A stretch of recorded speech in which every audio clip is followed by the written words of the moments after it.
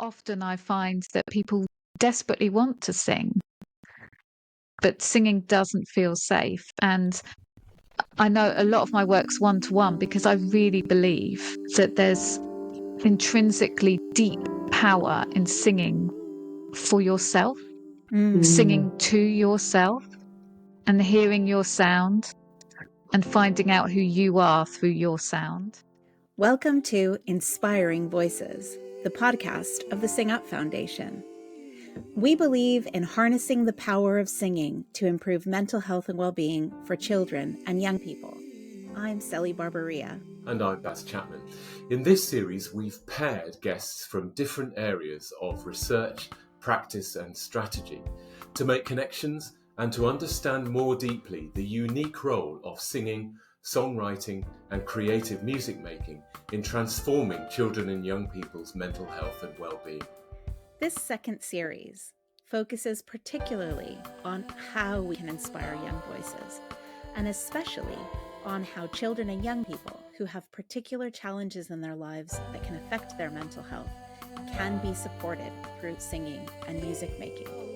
Inspiring Voices, the podcast of the Sing Up Foundation. Please remember to subscribe and leave us a review on Apple or Spotify. It really will help us to get the word out. Thanks for listening, and now on with the show. Well, thank you guys. Thanks, Abby and Alice, for joining us. Welcome to Inspiring Voices. Alice, would you like to introduce yourself? Thank you for inviting me. I'm really excited to be here. I'm Alice Nicholls. I am a music therapist, specifically neuro rehab and also children's palliative and hospice care work, working with Chiltern Music Therapy. And I also work for Forget Me Not Children's Hospice in Huddersfield. I work with children and adults with a wide range of needs, including neurodivergence, specifically autism, ADHD, brain trauma, whether that's acquired or congenital. I also work with trans and non-binary adults, exploring connections between voice and identity. That's me. Thanks. And Abby? Yeah, thank you so much for having me. And it's really lovely to connect with Alice again. So I'm a Singing for Health and Wellbeing practitioner researcher. I work at an intersection of psychology, music education and singing for health. I've just completed my master's in voice pedagogy, where I was specialising in singing for health. My research areas are stammering and autism and mental health. I run my own private studio, and I also work for the Singing for Health Network and the International Centre for Community Music. Great. Thanks. So actually, you guys both mainly work one-to-one, but Alice, you were mentioning that you also do some group work. So I wonder what it's like working one-to-one with people and also working in groups, and what are the different considerations that you take? I mean, how long have you got? Because this is a big topic. Like you said, I mostly work one-to-one. I find that music therapy with the clients that I work with, it's quite a lot more effective one-to-one, particularly for the neuro rehab clients, adult neuro rehab clients in brain injury units, but also for the children and young adults I work with at the hospice. I find that one-to-one interaction and attention is a lot more beneficial than group work, particularly at the start. But with groups, I do enjoy running groups as well, and it was hugely beneficial for people during lockdown, I think, having those connections, not just with a therapist, but with other like-minded people, other people with similar issues or similar drives, that just to remember that they're not alone. And I think that's a really important thing for neurodivergent people of all ages. It can be a very isolating experience. I mean, I was diagnosed with ADHD during lockdown, and I instantly joined a few online groups, like support groups, just to help myself feel a little less isolated. With group music therapy, there's a lot more structure to it, particularly with younger children. But I have run not just music therapy groups, but community singing groups as well in the past. And I find that there's a lot of joy in those groups. With one-to-one, it's a lot more about the therapeutic relationship between me and the client, whether that's verbal, non-verbal, adult, child, neurodivergent or neurotypical, it's all about building that therapeutic bond. Whereas in a group, it's more about me facilitating those bonds between other people. Yeah. So, yeah. And Abby, you mainly work one-to-one with people. Does a lot of that match your experience too? Yeah, absolutely. And I think I've done a little group work, but it's primarily one-to-one. And it's there's the benefits of the collective experience of singing, where people can feel connected to one another and the moment in time. And with the one-to-one work, I find that you really there's the potential to build very meaningful relationships. And I think not just, you come along to singing every week, so we start to get to know each other, but you can connect on a very sort of deep level when you are exploring music and singing on a one-to-one level. There's a lot of underlining things, I think, that go on. And what are the benefits that you see that singing brings to young people and children and adults that have neurodivergence or autism? I have witnessed some very profound moments. So I work a lot with minimally verbal students, and I work with a lot of adolescents, many of whom have self-harmed.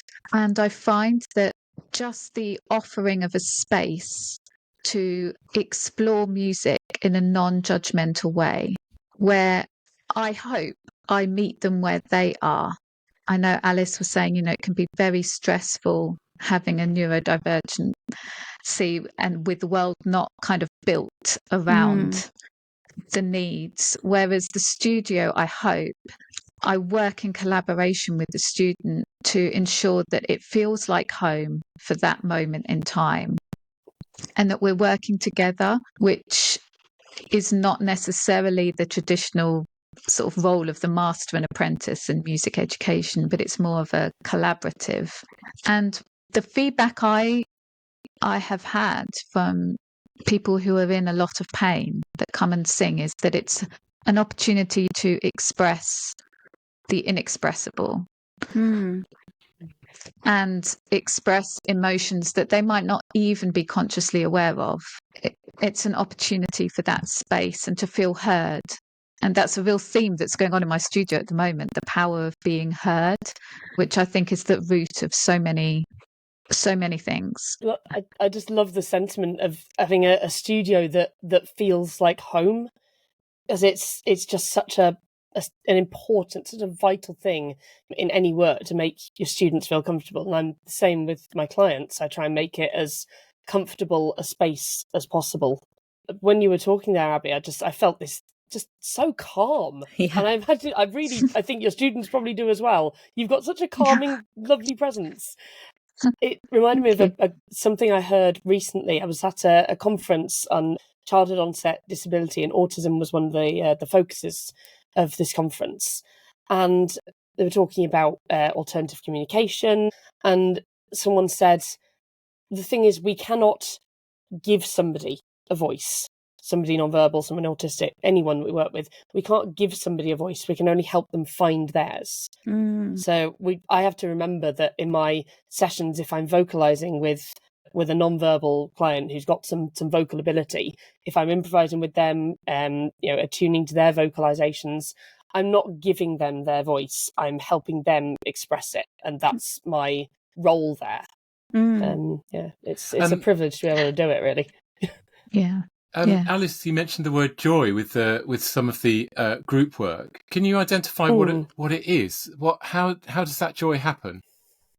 I'm going to do two little examples. So before the pandemic, I used to run a community singing group at my local GP surgery, of all places. It started as a weekly group for older patients at the surgery with COPD, breathing issues, asthma. And then as it grew, more people came along who were just isolated, lonely, or who just wanted something to do in their retirement. So I think the youngest person in our group was in their 50s and the oldest was 92. And I found that during the sessions, people were getting to know each other more than just the normal get to know each other. They would seek each other out afterwards for social connections. They'd go and have a cup of tea after the group, or sometimes they'd even meet up outside the group. And seeing those relationships blossom was really joyful. But also seeing people transform from, oh no, I can't sing, I'm just going to listen, and that very kind of shy, withheld way of being, particularly those adults who were a bit more isolated. And going from that to, oh, I might just sing this bit, or, oh, it doesn't really matter if I can't sing, I suppose, I'll just join in anyway. And then learning that actually they could sing, but also it didn't matter if they weren't always in tune. It was the singing together, the participating and being together, that was where that joy came from. So it was joyful for me seeing them sort of create their own joy, their own happiness in that singing, and a lot of laughter in the groups. The other one was the trans and non-binary group that I mentioned. So this was for adults of all ages, 18 plus, who were at any stage of their gender transition, or who were identifying as non-binary, or even just questioning their gender. And we looked at the connections between voice and identity. And there was one particular moment where everyone kind of came together. We'd just done some vocalizing all together on Zoom, which with a lag was not the easiest, but it did create a lot of fun and a lot of laughter. And one of the people in the group said, I'm currently having voice therapy to help me transition my voice from male to female. And I love my voice coach, but she's very focused on me having a feminized voice. And in this group, I don't have to do that. I can just be me. I can be in that in-between space. And everyone fell silent and everyone nodded. And it was quite solemn, but it was also a really wonderful moment of everyone coming together and realizing, yeah, we're not alone. I think that in that way, singing almost without having to think too much about what your voice is doing, but singing to reflect who you are, was hugely joyful. Yeah. Wow. And actually, I wonder if this ties really well to your neurodiversity affirming approach. Can you talk a bit about that? Oh, yes. Okay. Again, how long have you got? I'm going to say it. A lot of programs and treatments and kind of therapies for neurodivergent people are quite ableist.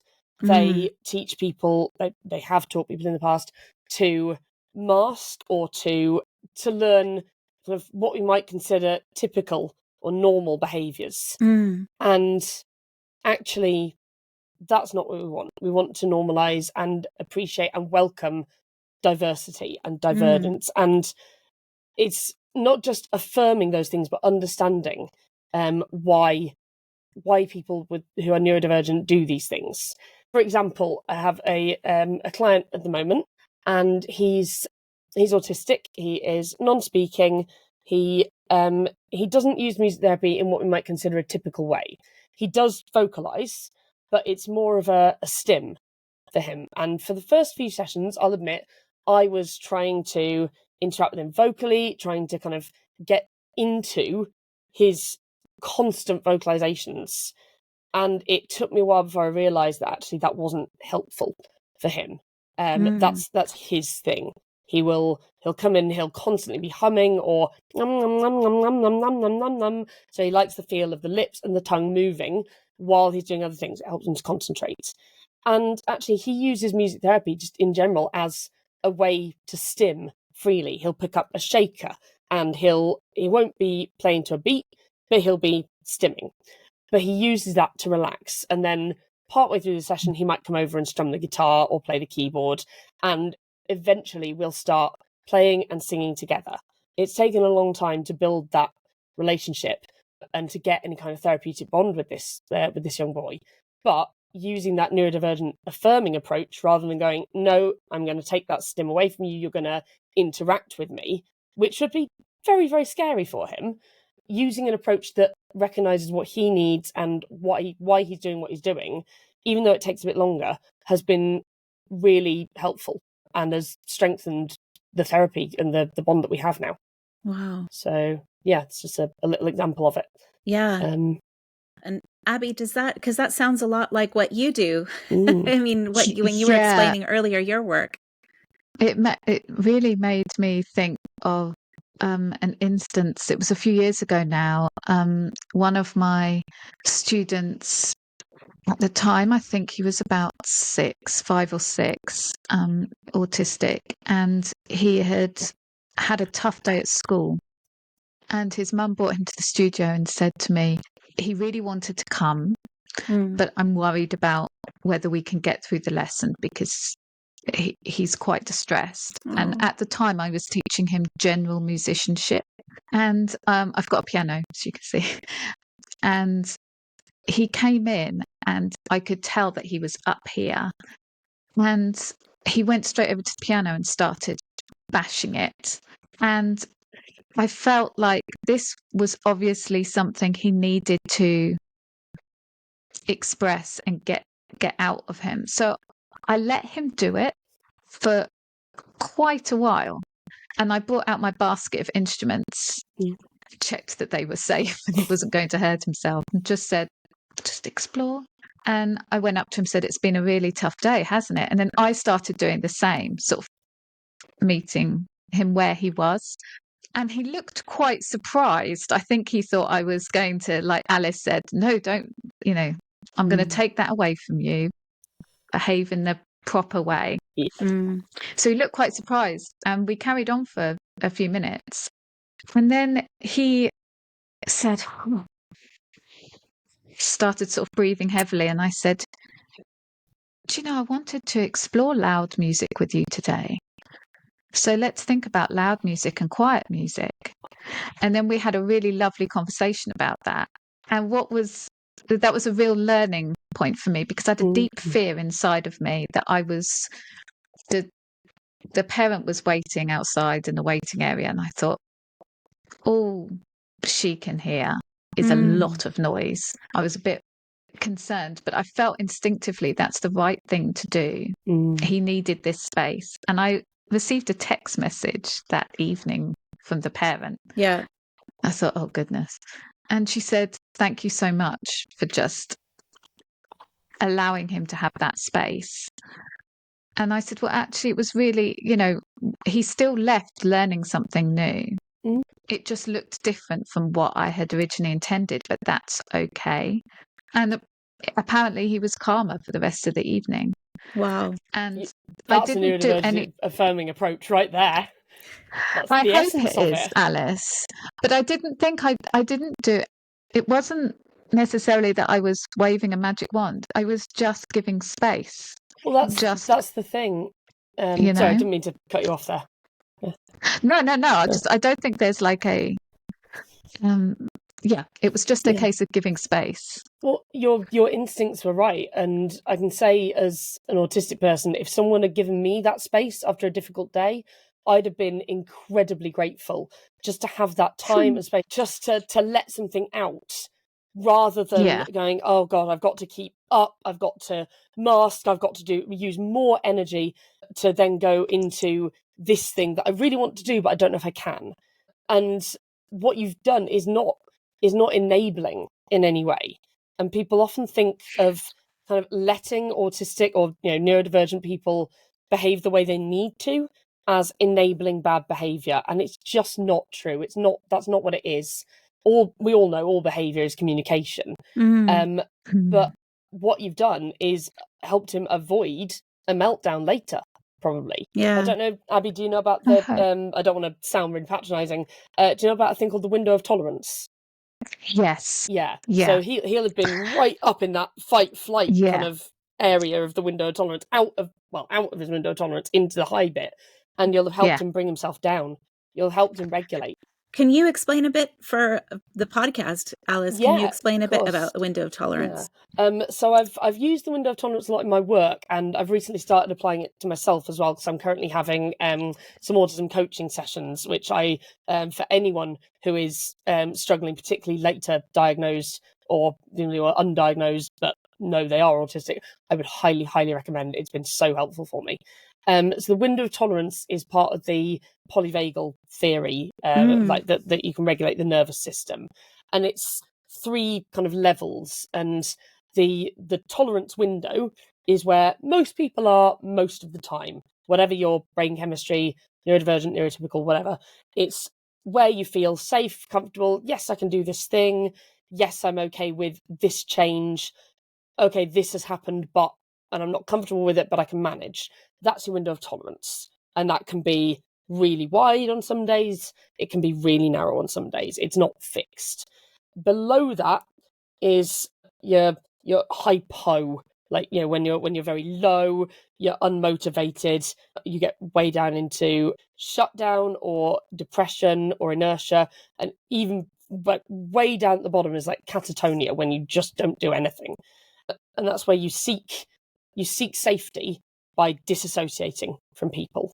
I mean, that's the extreme, but it can just be, I don't want to do anything, I'm just going to not talk, not interact. That's out below your window of tolerance. Your kind of freeze response, I suppose. And up the top of the window of tolerance is your fight or flight. That's when an autistic person might have a meltdown. It's where a neurotypical person might have a panic attack, or what we might refer to as a trigger.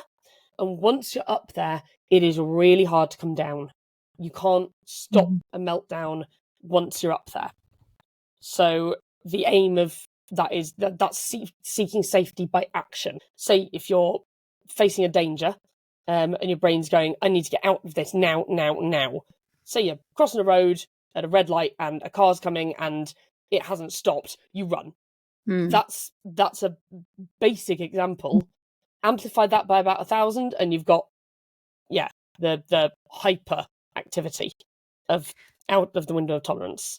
So what Abby was describing was that child, that 6-year-old, almost out of his window, right up at the top of that kind of red line. And instead of going over that line, you've helped bring him back down by just letting him express what he needed to express. And how do you create those safe spaces? If you were giving advice to teachers that were having to deal with this sort of thing in groups sometimes, how do you create the safe space for neurodivergent and autistic young people to be able to explore what they need to at that time? I can say what I've shared with other singing teachers and how we've sort of spoken about this. And I should probably just give some context that I've got a BPS registered psychology degree. So I have like a background in that. I'm not a clinical therapist. I make that super clear to everybody that walks in. Anyone who starts working with me, I offer them the opportunity to complete a sort of insight survey questionnaire. And in that, it gives them the opportunity to tell me what looks safe to them, what doesn't look safe to them, any particular applications that help, any particular learning styles that help, any sensory sensitivity. That gives me, as the teacher, some context and information so that the studio or the hall or the classroom that you're working in can be as welcoming as possible. And also, I think it's really dependent on, and I know it's difficult if you're in a school and you might not have sort of the privilege of choosing who you're working with. But it's important, I think, to understand who you are as a person and who you are as a professional and who you believe you can work with. I'll give you just a short example of that. Yep. So when I was at the beginning of my career, I'd just finished my psychology degree and I'd done my music training, and I really wanted to teach music to people with disabilities. And I asked if I could shadow somebody who I really respected, who was working with people with quite complex disabilities, physical disabilities. And I came out of the session, had to go into the car, and I cried a bit because I felt I'm not ready. I just didn't think I had it, whatever it is, in me to do that. I knew that I really wanted to, but I gave myself permission that wasn't the right time for various different reasons. Now, I relish working with marginalised groups and people who have got complex and different needs. And when I'm talking to other singing teachers and music leaders, I say I think it's really important to be as honest with yourself and as kind to yourself as you can about what you feel comfortable with, because that's the best way you can serve your students. And by doing something like an insight questionnaire or an intake form and receiving the information, you're giving everybody respect, you're showing integrity in your work. And in terms of the space itself, I suppose I'm thinking a lot about emotional safety, but there's also obviously the physical health and safety side of things, collaborating with other people, not being afraid to reach out to colleagues and share and ask. Alice, I don't know. I love that you do an intake form and give people the option, so they don't feel they have to, but they can disclose what they need if they feel safe to do so. And that shows right at the start of your work that you're a safe person and that you are adhering to their needs and you want to learn about them as well as them learning from you. I did some classroom teaching in a primary school where the majority of the students there were neurotypical, but there were some disabled students in each class. And I had to do a lot of thinking around this because I've worked almost exclusively with disabled people for the last more than a decade now. And then suddenly to be working in a mainstream environment, that really challenged me. And I thought about how I could integrate these classes and make sure no one was feeling left out. And I thought, when I'm doing classes, I came up with the idea of giving the autistic and neurodivergent students information in advance when I could. And I made it very clear in all my classes. I would expect people to listen, but I wouldn't expect them to necessarily sit still. They could fidget, they could move around, they could, if they needed to, they could lie down. I would encourage, say, the use of fidget toys or stims. I always do in all my workshops that I do and all my sessions. I encouraged breaks. And like you said, I thought about the physical safety as well as emotional safety. Like, this is something that often gets overlooked, particularly with group work. That, for example, someone might find the lights too bright. So allowing someone to wear coloured shades or sunglasses, as well as ear defenders, or if you can, dimming the lights a little now and again. Someone might find a room too echoey, or they might need to go to the toilet a lot, so they can have a seat near the door. Like you said, reassuring children or young adults that if they do have a meltdown or an overload, that they might be taken outside of the group for their own well-being, not as any kind of punishment. That was a big thing that I kept having to reassure. I often use this kind of approach when I'm working with teachers as well. So if I'm doing training for teachers or for other music therapists, I did a workshop at the Music Mark Northwest Conference last year in Manchester. My first thing that I said when faced with this room of about 30 odd teachers, most of whom worked in mainstream, was, if you need to, you can sit on the floor, you can fidget, you can walk around. I want this to be as accessible as possible. If you need a break, just go and take a break, get a glass of water. Do what you need to do. I'm not going to police it. And they all looked at me in stunned silence, like, but this isn't how we work. And I went, yes, that's the point. This is what you're going to learn. And I think sometimes doing practical things like that really is the way to get this affirming approach across. But yeah, again, some people might find that a lot of people singing together is too much for them. They might need a smaller group. They might need some time out now and again. They might need to wear ear defenders or earplugs or noise cancelling headphones. And I think recognising that when we're doing singing for health or singing for well-being is a massive, massive thing we need to recognise. Yeah. Abby, you were going to add to that.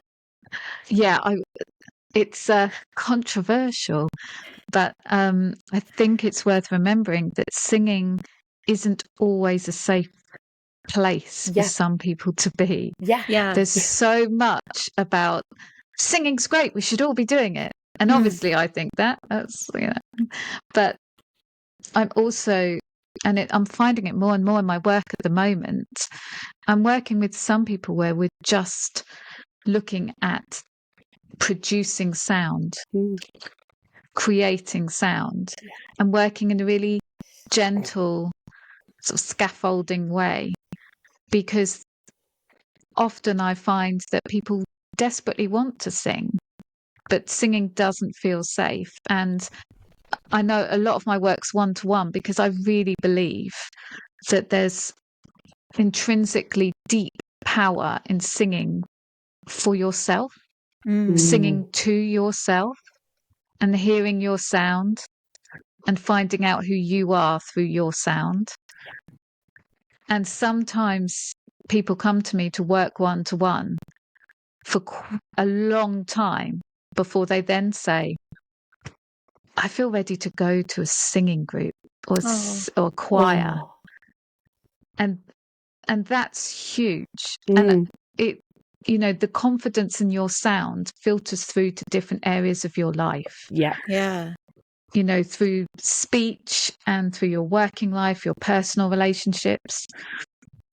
And so, I just wanted to pick up on what Alice was saying there, because I think that's so important to remember that not everybody in the room, in fact, maybe many people in the room with choirs and singing groups might not feel safe. There's a lot around sound and the psychology of sound, but it's worth bearing in mind. I absolutely agree. And a lot of my one-to-one clients are the same, particularly those who are either non-verbal or the younger ones who might be pre-verbal. A lot of the most common reason I would say for referral for music therapy that I get is increasing communication, improving communication. And sometimes with that is, I want them to, I want my child to increase their vocabulary. They're having speech therapy, they're recommending music therapy. And that's a lot of pressure to put on a child. There's a lot of pressure to put on anyone. And I think when someone is trying to learn vocabulary and might not have the right kind of, like you say, scaffolding in place, that support in place, the pressure to sing, just like the pressure to speak, is incredibly hard to deal with. A lot of the time I will just focus on, like you say, creating sound. And I like the way you worded that, actually, creating sound rather than producing sound, but creating sounds from within yourself, within your body, within your voice. I can work with a client for months before they will vocalize or sing anything, or before they spontaneously sing.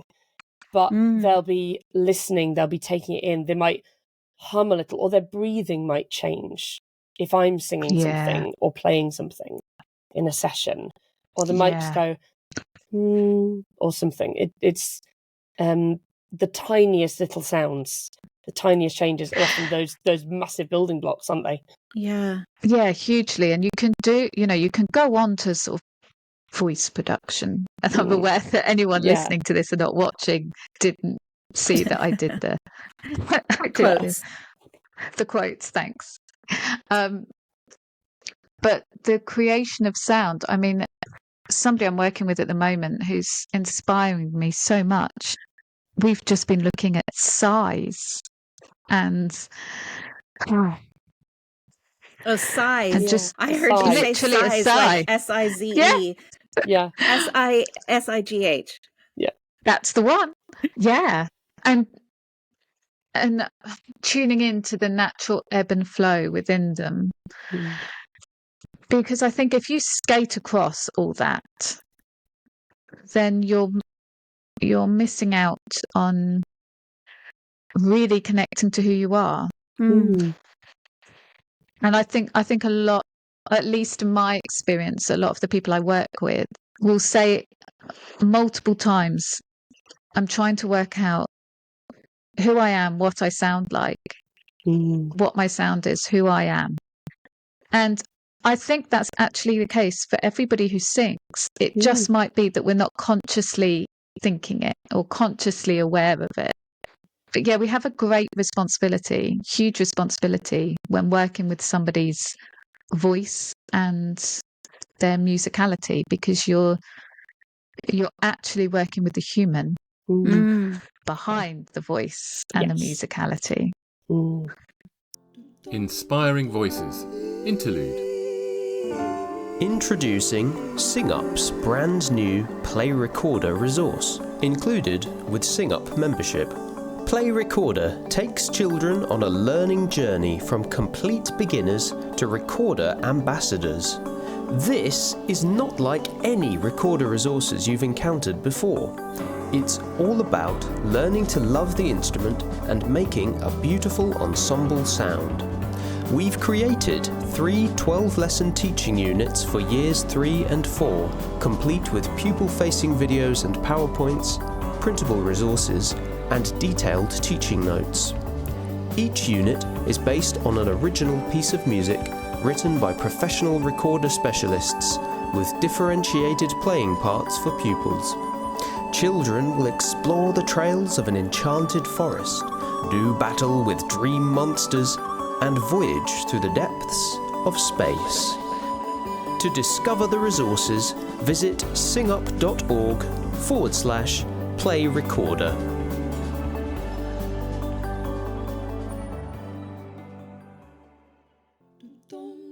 On with the show.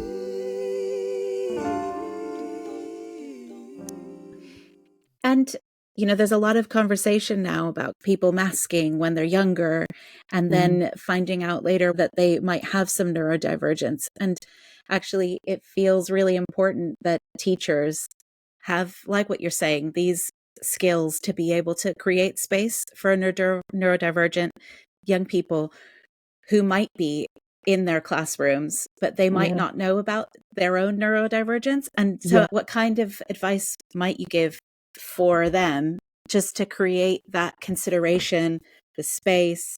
What sorts of things could they build into their work? So with a focus on music, which can be, as I mentioned before, it's a wonderful thing, which is why I do the job I do, why we all do the jobs we do, but it can also be incredibly triggering from a sensory point of view. Yeah. So, I mean, the first thing I would say is read up on the basic traits of autism, ADHD, sensory overload, some of the things that are perhaps not as well known, like some of the, I call it almost aphasia. So because of my ADHD, my brain moves a lot faster than my mouth. This is me speaking slowly. It doesn't happen often. And partway through a sentence, if I'm talking at my normal speed, I'll suddenly have to stop because my brain will be on to the next sentence and I'll forget what word I was using. I will literally forget. So being aware of things like that, of meltdowns and shutdowns, of hyperfocus, of difficulties with transition, that's a huge one. Transitioning between activities is a really big deal for a lot of neurodivergent people. But sometimes even doing something like, now we're doing this and in 10 minutes we're going to move to this, and putting that scaffold in so that students know what's coming next so they can prepare for it. Even having a timer. Sometimes I've used a timer in my sessions, or a reminder of, we've done 5 minutes of this, we've got 5 minutes left of this, then we're doing our next activity or our next song. But it's equally important with one-to-one students or one-to-one clients in therapy to be flexible. They can't, so you have to be. If you're a neurotypical teacher and you've got a neurodivergent client, sometimes as neurodivergent types, we can't be flexible. So you have to be flexible for us.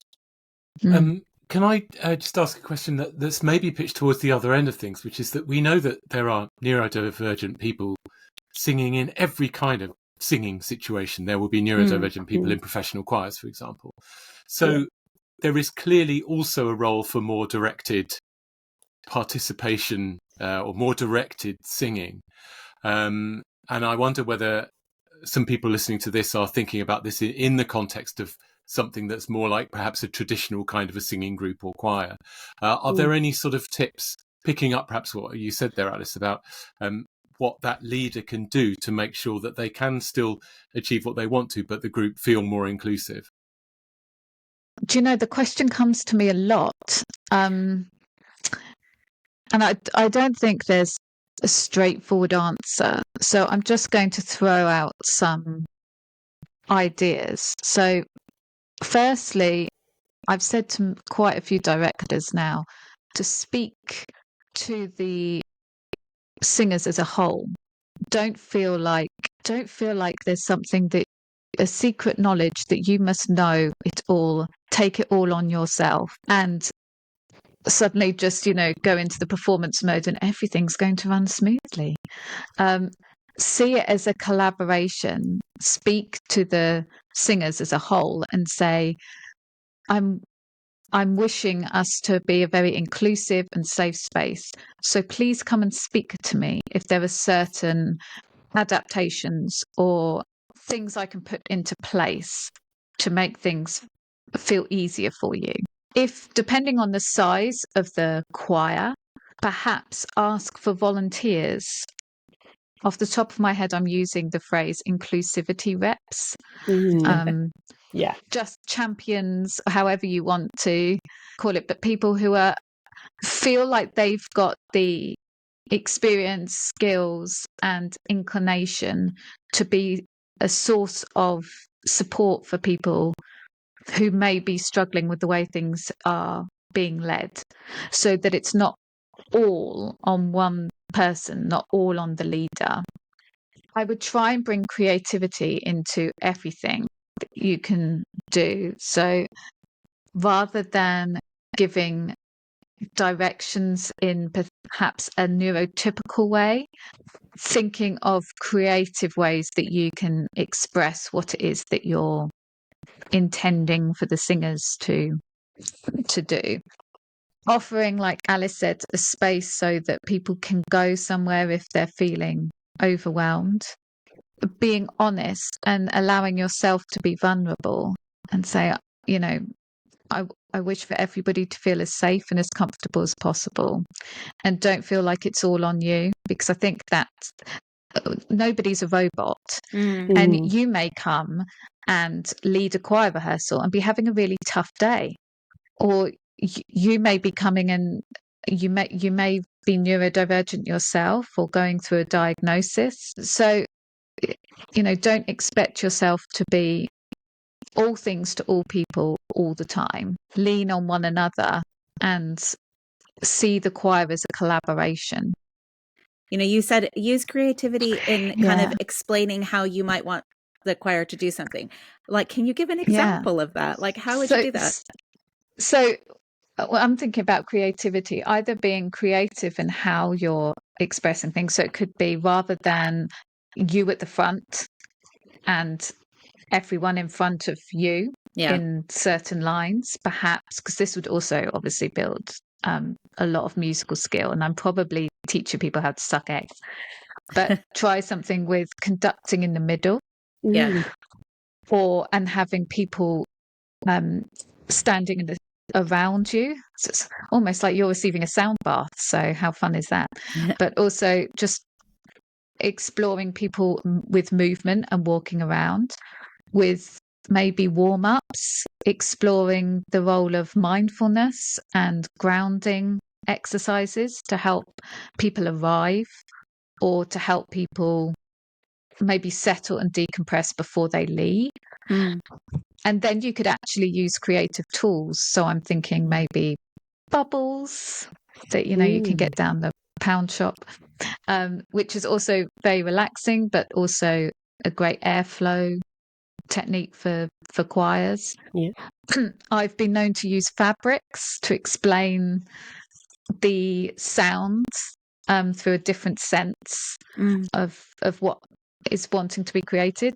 That won't be suitable for everyone. It might be a bit too abstract, but there'll be others that think, oh no, I get that. And that's one of the ways you can say about, asking people, what is it that you respond well to?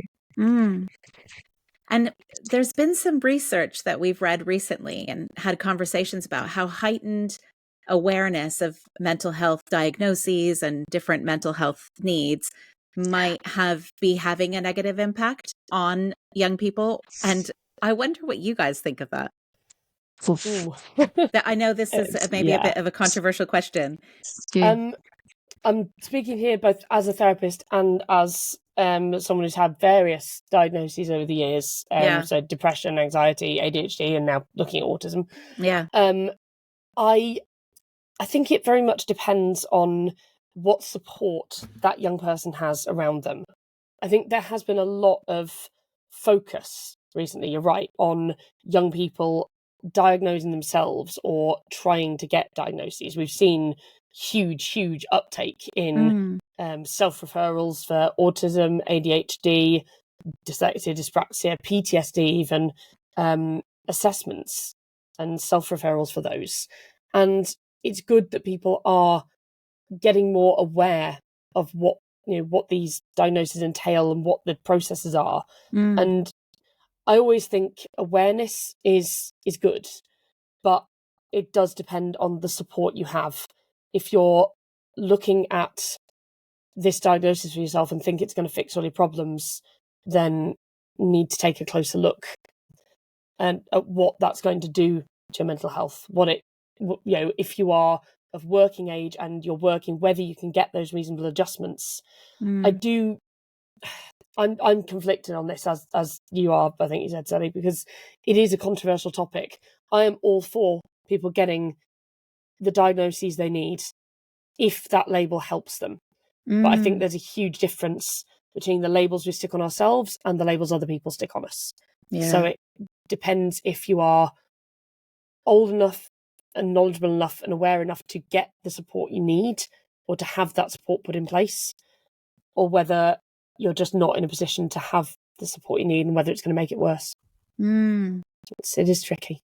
Yeah. Abby? Yeah, I think it's such a valuable question.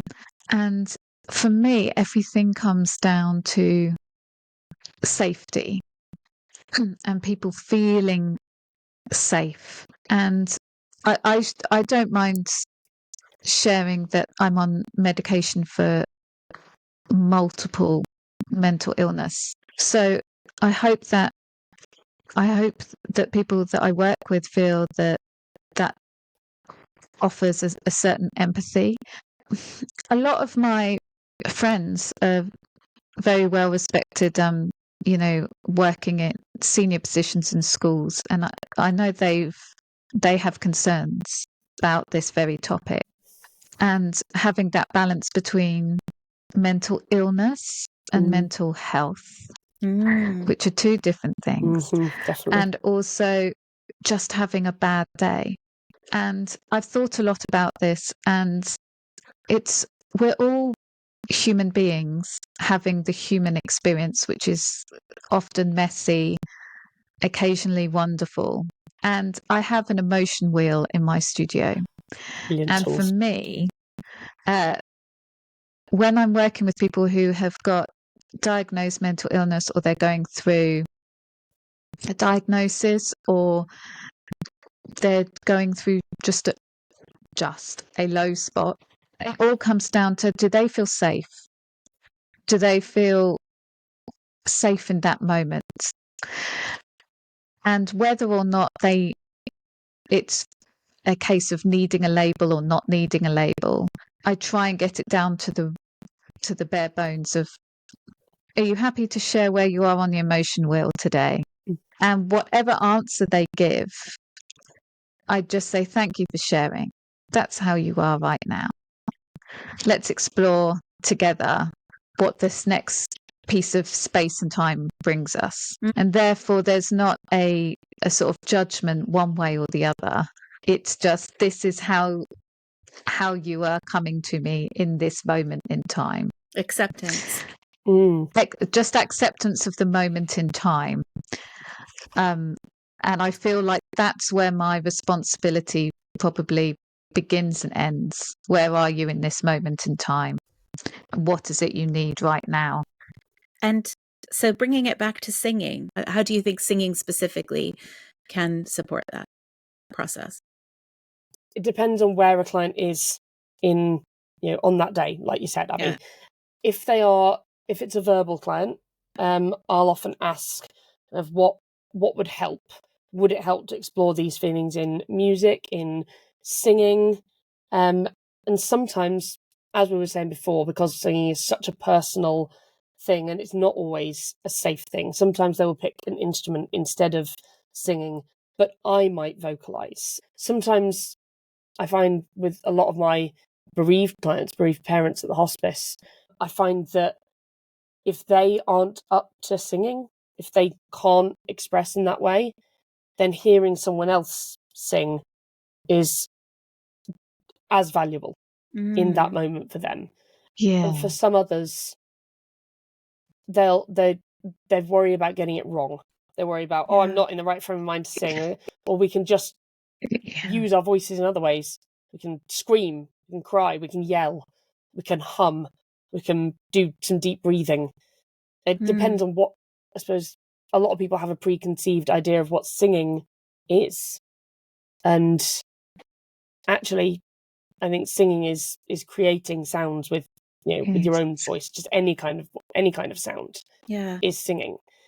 But I did want to talk a little about how we keep ourselves safe as well when people bring those, when people bring our clients, our students do have those really difficult days, when they do bring those very high intense emotions. How do we keep ourselves safe? And for me, I'll often stay in the room afterwards. Once I've seen my client out, I'll go back to my music therapy room and just sit in that space to calm myself. Or I might play something just for me or sing something just for me before I see my next client. I don't know how you keep yourself regulated, Abby, but that's my way of doing it. Yeah, it's a really important point, and it's something I'm constantly exploring different things of what helps me. And I think, to go to that question of how can singing help, it can help me. And sometimes people come in and they don't know where they are on the emotion wheel, which is, I love how honest people are. I don't know. I'm feeling all sorts of things. And then sometimes I'll say at the end of the lesson or the session, how was singing today? How do you feel now? Now I know how I feel. Oh, yeah. Which is really lovely. And you can do a lot of holding, especially in one-to-one work. And much like Alice, I used to feel actually at first, I need to leave the studio. I need to leave the room and probably move and go for a walk. And I found that wasn't really doing much for me. So now I actually do stay in the space, and I meditate a lot. So sometimes I'll do a short meditation for myself. A lot of the time I will go to the piano and sing and play and just see sort of what comes up. And I'm finding that more than anything else is what helps me just put it somewhere. Yeah, exactly. But it is something I'm constantly reflecting on and reviewing, because it is really important to look after yourself. Well, I feel like we could do another hour. Just, easy. We've got a lot to say. Yeah, but we're running out of time. And we love to finish our podcast episodes asking you each if you could share just a particularly inspirational vocal moment. I mean, this whole conversation has been really inspirational, but if you could share one of your own inspirational vocal moments, we'd love to hear it. I would say my students are my inspiration, especially the ones that find traditional verbal communication difficult, because they have the courage every day to walk into the studio and sing. Yeah. And not just sing, but explore sound like we've been saying. But I'm happy to just share a quick personal one. And I was umming and ahhing before whether to share it, but I think it's important for any health professionals that are listening. It was a moment a few years ago now, after quite a lot of trauma. I found myself on the operating table for a life-altering operation. And the specialist and anaesthetist who were with me knew me very well. And I was used to the countdown of 10, 9, 8 while I was waiting to go under. And the anaesthetist had got out, as showing the time now, as an iPod, and was Bluetoothing to a speaker some of my favourite music. And he said, I'm not going to ask you to count down. I'm going to ask you to sing. Oh. And so I was lying on my back and I sung myself into the unconsciousness. And the only reason I'm sharing that is because if there are any health professionals listening or doctors that need more convincing about the healing power of music, that transformed that situation for me. And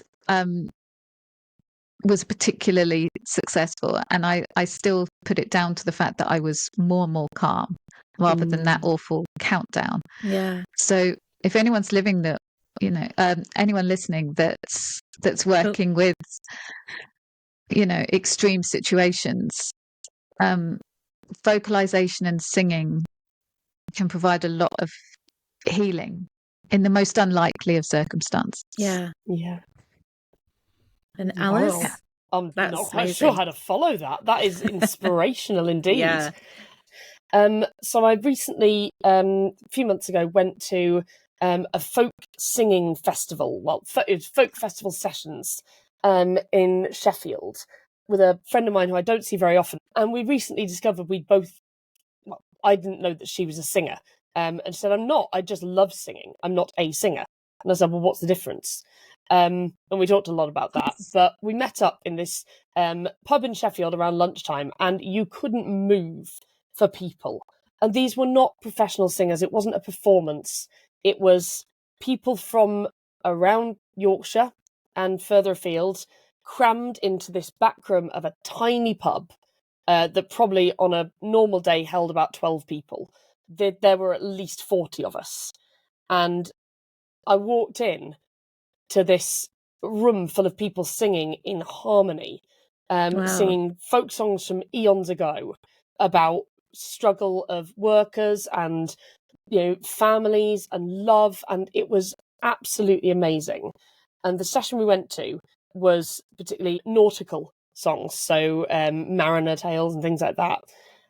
And each person got invited to lead a song. So it was quite a long session and people could just join in when they wanted. I did lead a song, which was very meaningful to me, but equally as wonderful was just being part of this huge group of people, none of whom, or very few of whom, were professional singers, and being in the middle of that harmony and literally surrounded by music. Wow. And I just reached down and grabbed my friend's hand and we looked at each other and we kept singing. And it was just that joy that I was talking about before, that was there. And it didn't matter when people went out of tune or went off or forgot their words. Everyone just had a wonderful time.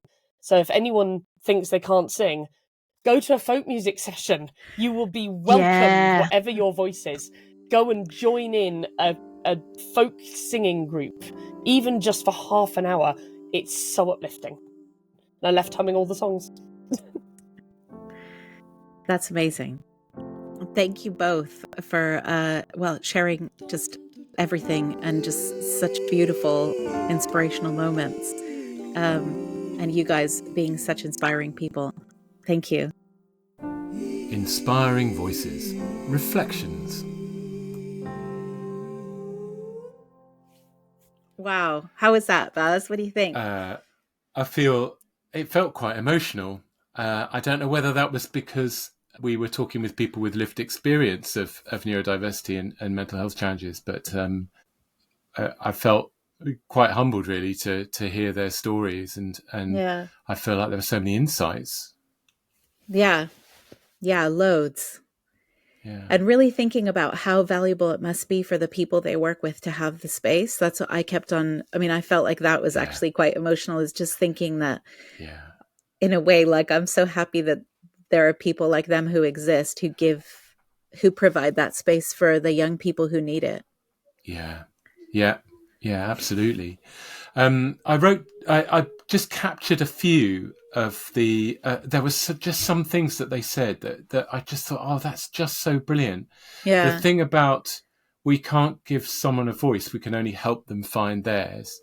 I mean, gosh, if ever you needed something to sum up the value of this work, that thing about identity and understanding who you are. And the other quote of the confidence of your voice and your sound filters through into the rest of your life.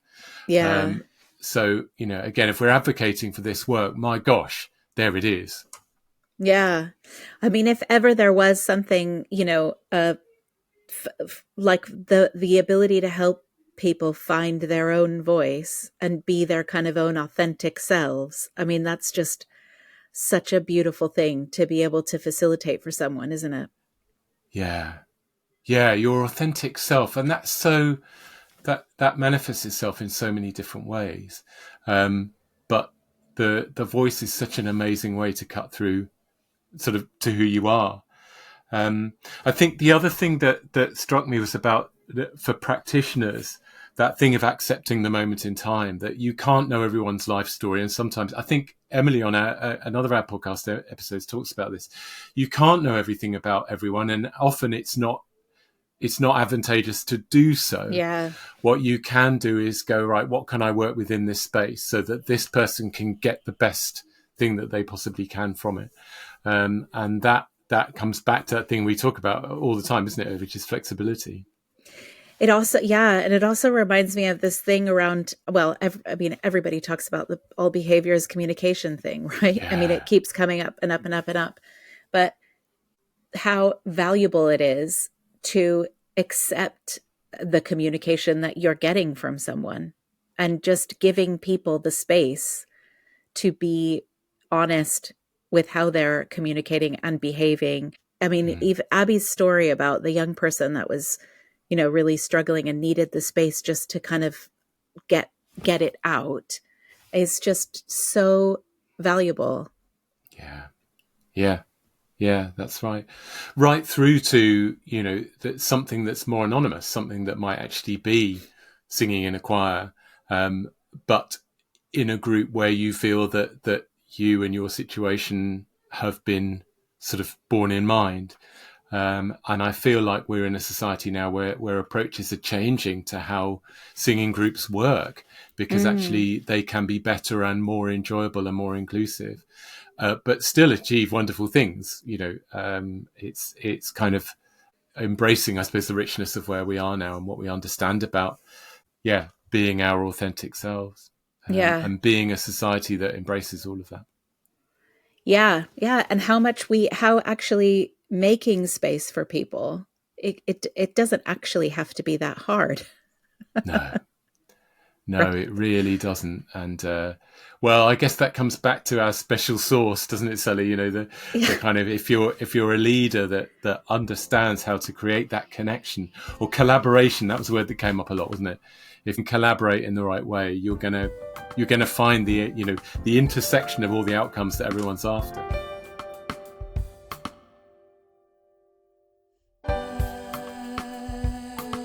We hope you enjoyed this episode of Inspiring Voices. Please remember to subscribe and leave us a review on Apple or Spotify. Videos of each episode are also available on Sing Up Foundation YouTube channel. For more about us, and to access our library of resources or to donate to support our work, please visit www.singupfoundation.org. Thanks to Becky Owen and The Refuge for our beautiful podcast music, specially arranged by Becky and adapted from her song Anemone.